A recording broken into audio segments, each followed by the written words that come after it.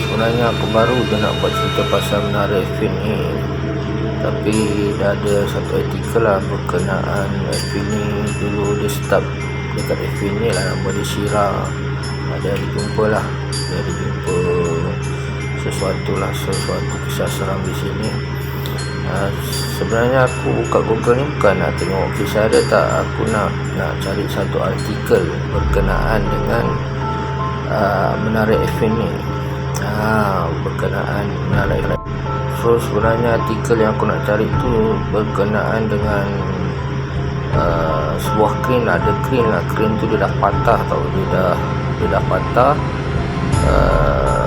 Ada satu pokok tu lah, dia nak tarik pokok tu dan crane tu dah patah. Crane tu dah patah. Ada 3 biji crane. Dulu ada dia punya artikel dia lama dulu, tapi tak tahulah dia dah ubah tajuk ke dah apa. Sekarang aku nak cari balik dah tak jumpa.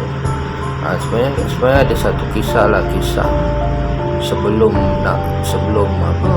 menara Eiffel Bank tu, sebelum nak dibuka, nak diteroka, ada satu kisah seram di sebaliknya. Macam mana aku boleh tahu kisah ni? So cerita dia ni diceritakan oleh seorang pengawal keselamatan lah kepada aku. Masa tu pun aku kerja pengawal keselamatan lah. Okey, cerita dia lebih kurang macam ni lah. Dia orang ni nak teroka tempat ni dulu. Masa tu belum ada bangunan menara Eiffel ni. Dia orang nak teroka tempat ni. Jadi masa dia nak teroka tu, adalah satu pokok tu tak boleh dialihkan, tak boleh nak dialihkan. Jadi dia pakailah kiai, macam-macam kiai dia orang dah pakai, buang macam-macam makhluk. Jadi masa tu macam-macam kiai lah dah dipanggil untuk membuang jin. Ada yang masuk dalam botol lah, apalah, lebih kurang macam tu lah cerita dia. Tapi dengar ada ramai kiai. Dan benda ni juga dah masuk dalam akhbar atau artikel. Dulu ada artikel dia, lepas tu aku nak cari balik artikel ni dah tak jumpa. Tak tahulah mana dia nyorokkan ke dia dah buang artikel tu kan. Tapi cerita tu masih ada, sebab ada orang dah menyampai dan cerita tu pun akhirnya sampai dekat aku. Cerita tu lah, cerita berkenaan dengan crane patah tu. Sebenarnya lah, apa yang dia orang nak ceritakan dekat aku tu bukan pasal kisah dia orang nak buka teroka menara Eiffel ni ke, bukan. Tapi dia masa tu sebenarnya dia orang ni cerita kat aku lah. Masa tu aku bekerja malam sebagai pengawal keselamatan lah. Jadi budak-budak yang bahagian in-house ni pun cerita dekat aku, in-house security ni cerita dekat aku. Kononnya lah kisah yang berlaku dekat menara Eiffel ni. Jadi ada satu kotak tu dah disimen lah. Kotak tu dah disimen. Cerita dia lebih kurang macam ni lah. Tempat ni dulu sebenarnya adalah perkuburan tau, tapi aku tak pasti perkuburan apa. Cuma diorang cakap perkuburan, tanah perkuburan. Jadi perkuburan tu nak dialihkan ke tempat-tempat lain lah. Jadi dalam banyak-banyak perkuburan tu ada beberapa perkuburan yang tak dapat nak dialihkan. Okey, so dia tunjukkanlah satu, tapi kotak tu dia dah simen lah. Kotak tu dia dah simenkan. Lepas tu budak-budak ni pun, budak in-house ni pun tunjuk dekat aku kotak yang mana satu, simen yang mana satu. Jadi aku pun tak percayalah. Aku dalam umur yang masih muda kan, kita benda-benda ni antara percaya tak percaya ke, orang saja nak takut-takutkan kita, nak sabotas kita. Aku pun tak percaya. Aku pun tidur dekat atas simen tersebut, ya. Aku pun tidur dekat atas kotak simen tersebut. Dan seperti yang aku jangkakan, pada lebih kurang pukul 3 pagi itulah, pukul 2 pagi, 3 pagi itu, bila aku sadar tu, rupa-rupanya sebelah kanan dan kiri aku tu sebenarnya air tau, air. Jadi aku pun terperanjat, aku tergamam, siapa yang angkat aku ke sini. Bila aku bangun tu, betul-betul dekat kelangkang aku tu satu tembok. Rupanya kiri kanan aku tu air tau. Dekat depan tu sebenarnya ada satu macam diorang buat macam kolam lah, kolam panjang. Dia buat kolam. Jadi rupa-rupanya aku tu dah tertidur dekat atas kolam. Betul-betul dekat punggung aku tu tembok tau, tembok. Satu tembok kecil, lebih kurang satu tapak kaki gitulah. Aku betul-betul berada dekat kolam tu. Kolam tu betul-betul kat tengah-tengah. Siapa yang angkat aku? Jadi masa tu aku terfikir, siapa boleh angkat aku dalam masa 15 minit. Diorang ramai-ramai angkat aku, nak letak kat tengah-tengah. Kan satu benda yang yang tak masuk akal. Lepas kejadian tu lah aku cerita dekat diorang pun gelak lah, ketawa dekat aku. Diorang cakap aku tak percaya. Tak percaya, cakap berada-berada. Sekarang bila dah kena baru dia tahu. Jadi benda tu antara percaya tak percaya, benda tu sikit-sikit lah kan, sikit-sikit berlaku. Jadi masa tu aku kerja sebagai security, sebagai pengawal keselamatan. Tu kita orang tu jaga bahagian bawah tu, basement 2. Tu kita orang jaga bahagian basement 2. Dekat basement 2 ni pula ada 3 buah meja lah dia orang letak dekat ujung, dekat tengah, dekat ujung sekali yang dekat lift. Jadi kita tu biasalah kita akan jaga dekat bawah tu lah, seseorang-seorang semua. Setiap satu meja tu satu orang. Masa tu masih ada pekerja lah, belum balik, masih ada kereta. Jadi kita tak rasa seram sangat lah. Jadi bila lepas pekerja-pekerja ni balik, dah tinggal berapa kereta je lah yang tinggal. Jadi security pun bila tak yang satu orang ditarik ke atas, tinggal lah 2 orang kat ujung dengan yang kat ujung. Jadi kita gila-gila lah, pada ujung pergi ujung sajalah tengok kereta berapa ada, lepas tu kira, lepas tu tulis plate kereta lah. Kalau ada motor pun tulis lah. Lebih kurang macam tu lah. Keadaan ni berlaku dalam 1 bulan gitu lah, 1 bulan lebih. Lepas tu kita ditarik ke basement 1. Tak tahu pasal apa, sebabnya pun tak tahu. Jadi basement 2 tu dah tak ada siapa jaga. Kita cuma datang sesekali untuk tulis buku. Kalau tak silap cerita lah, kita tu dah dinaikkan dekat atas sebab nasihat daripada budak-budak di house ni sendiri. Jadi kita bertugas dekat basement 1. Cuma sesekali kita akan datang dan tulis buku, tulis report dekat bahagian basement 2 tu. Itu pun berdua lah, diorang tak kasih seorang. Okey, nak dijadikan satu cerita tu, satu hari satu malam tu lah, lebih kurang pukul 12. Lebih kurang pukul 12 malam, aku dengan satu kawan aku tu pergilah dekat basement 2 tu nak tulis laporan buku lah, Jadi kita pun pergi berdua. Entah macam mana tengah tulis tu, tiba-tiba ada suara dekat dalam dinding tu. Dekat dinding tu ada suara. Mula-mula aku tak perasan suara tu. Sekali bila member aku ni mata dia mengeling dekat dinding tu, aku pun jadi heran kenapa dia mengeling mata dekat dinding. Lepas tu bila aku pergi dekat dinding tu betul-betul dekat sebelah kita, sebelah kanan kita.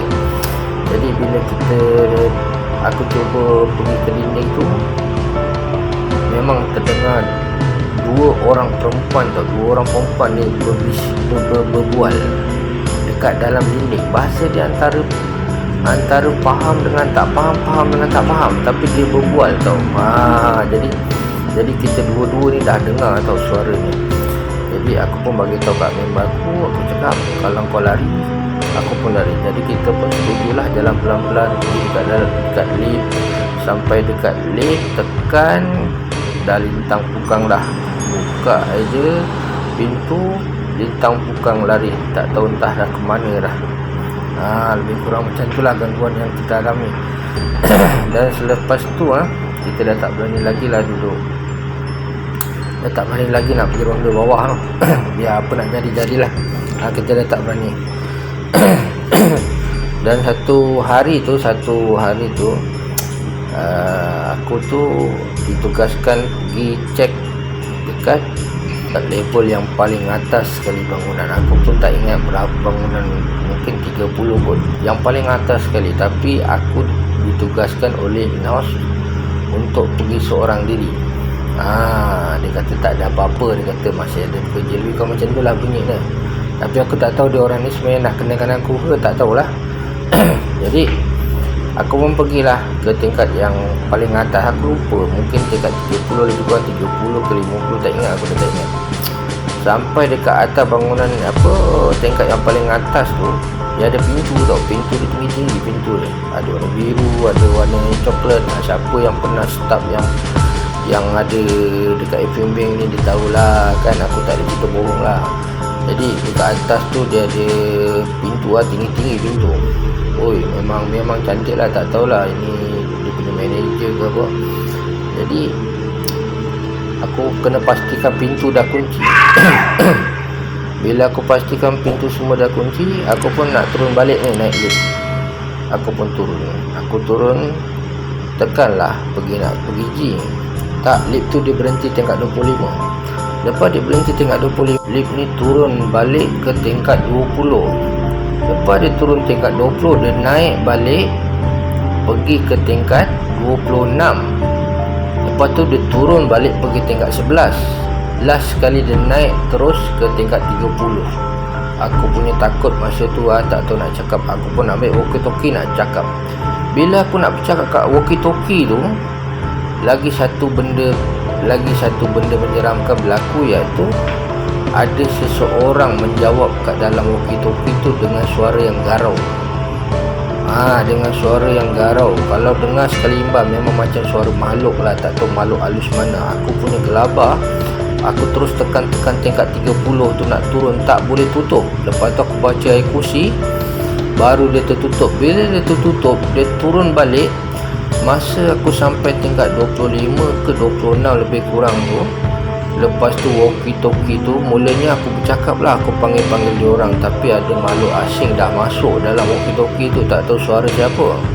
Memang betul-betul, memang real betul suara dia. Suara dia tu nampak macam dia tak bercakap kat dalam walkie-talkie tau. Dia lebih kurang macam sebelah kiri aku.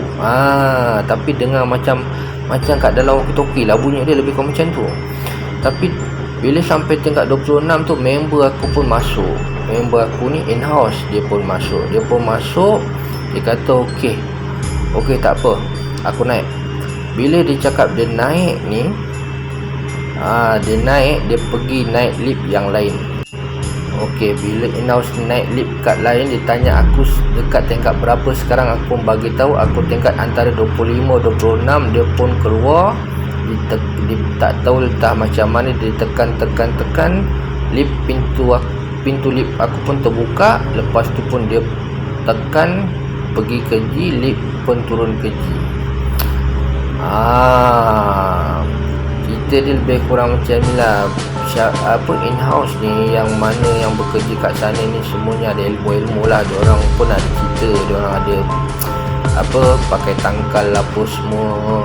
Sebab tu nak kerja situ semua mesti ada tangkal lah, lebih kurang macam tu lah. Sebab situ tempat memang keras, memang sangat-sangat keras tempat situ.